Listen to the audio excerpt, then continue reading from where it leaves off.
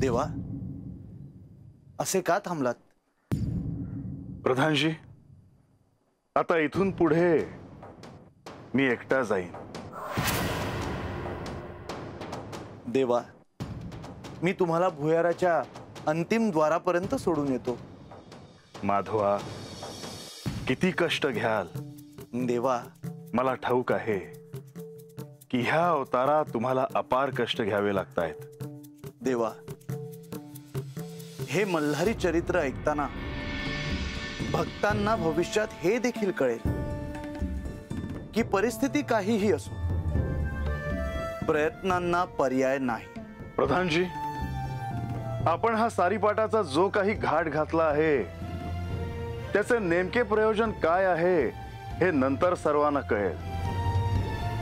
पण तोपर्यंत हे असे भुयारातून जाणे आणि बानूला सारीपाटासाठी तयार करणे भाग आहे. देवा, आपण योजलेले कार्य सफल होणारच आहे, परंतु हा खेळ आदिशक्ती खेळणार आहे, त्यामुळे आपल्याला सावध राहायला हवं. प्रधानजी, मी त्याची काळजी घेतो आहे. मी तिला शांत ठेवण्याचा प्रयत्न करत आहे. तसं असेल तर काहीच चिंता नाही. केशवा, आता आपण विश्राम करावा. या तुम्ही आता. येतो देवा.